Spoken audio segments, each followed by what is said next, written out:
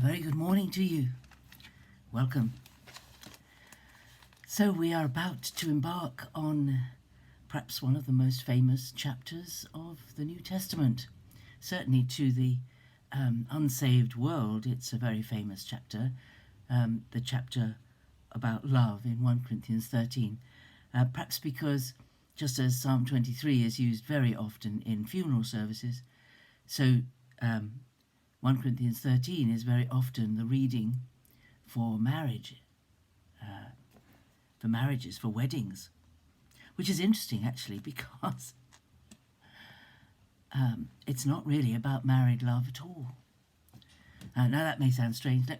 I'm going to do a little introduction to love, and you've probably heard all this before, but just so that we really understand it, we in our language, we have to use an adjective to define the kind of love we're talking about, like brotherly love, or erotic love, or we might use the word lust, but love, and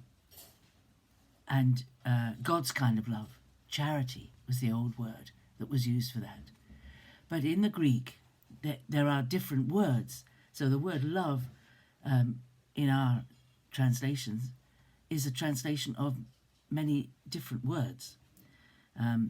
If you look it up on Google, you'll find up to 7 or even 8 words specified in classical Greek meaning love, different kinds of love. But the two most commonly used in the New Testament, Eros or erotic love, is not used, that word Eros and its derivatives. So it doesn't appear in the New Testament. It does appear in 1 or 2 places, perhaps Song of Solomon and 1 or 2 other places in the Septuagint Greek translation of the Old Testament, but it doesn't appear in the New Testament. The 2 main words were agape, which means God's kind of love, and filio, derivatives of filio, the word for friendly affection. There are 1 or 2 places where another word is used, and it's translated usually brotherly love, which is sort of family kind of love rather than friendship love. Interesting, some of the places where these words are used, before we even get into Corinthians. In Matthew chapter 5, when Jesus says, "You shall love the Lord your God with all your heart, you shall love your neighbour as yourself, love your enemies," that is agape throughout. That is God's kind of love. We should have God's kind of love for him and for our neighbour and for our enemy, and to love one another. In fact, the most commonly word used in the New Testament is agape, and yet in classical Greek it's the rarest word for love to be found. Interesting. The Christian take on this word transformed its meaning forever. The word filio, for friendly affection, is interestingly used of husbands and wives in Titus 2. That's the word that's used for the love. Husbands, love your wives, wives, love your husbands. Although in Ephesians, it's agape that's used.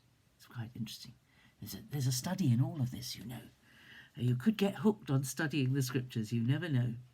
But interestingly, when Jesus was weeping at the tomb of Lazarus, the word the Jews used was filio. See how he loved him as a friend, as an affectionate friend. See what love Jesus had for Lazarus as a companion and a friend.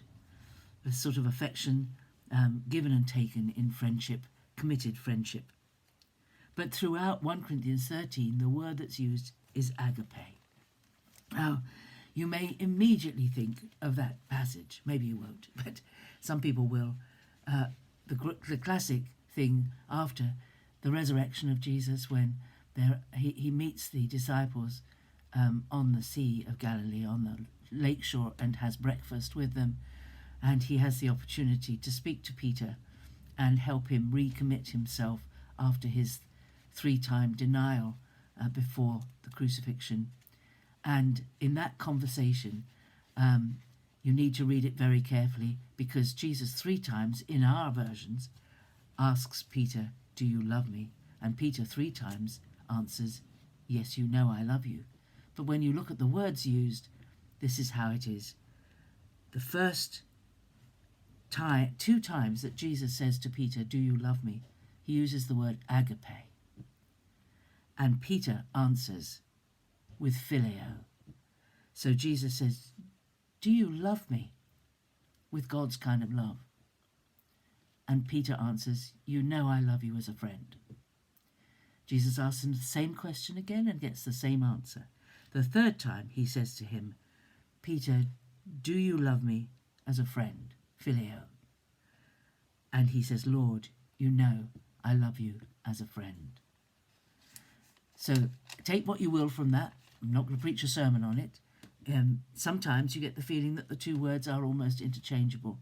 It may not be that significant, but as we all know, most of Scripture is significant. And it says to me that God accepts our commitment to him with as much commitment as we can give at the moment that we commit ourselves to him. And as we serve him, our commitment grows and our love for him grows, and it changes and it becomes God's kind of love. God's kind of love is the kind of love we read about in 1 Corinthians 13. It is total commitment. It is totally about the well-being of the other. There's nothing selfish. There's nothing self-centered about God's kind of love. God's kind of love is always giving. Always and always and always giving. So these were my thoughts about... I think I've got 1 or 2 more things on the other page. That's it, yes. So So just to think about love, those words that are used. Many of it's well worth, if you're doing a study on a passage and it includes the thought of love, you really do need to check with Strong's Dictionary or with a interlinear Greek or with a Greek scholar, if you like, or look it up on Google and ask what word for love is used, because it's very different, the kind of love that God has for us to the kind of love we have for good friends, for our best friends. It has a different depth to it. So we're going to look at 1 Corinthians 13, start looking at it tomorrow, and we may take it very slowly because it's very rich. So try and read it today. It's only 13 verses.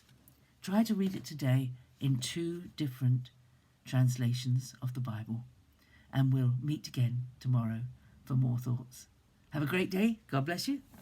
Bye-bye.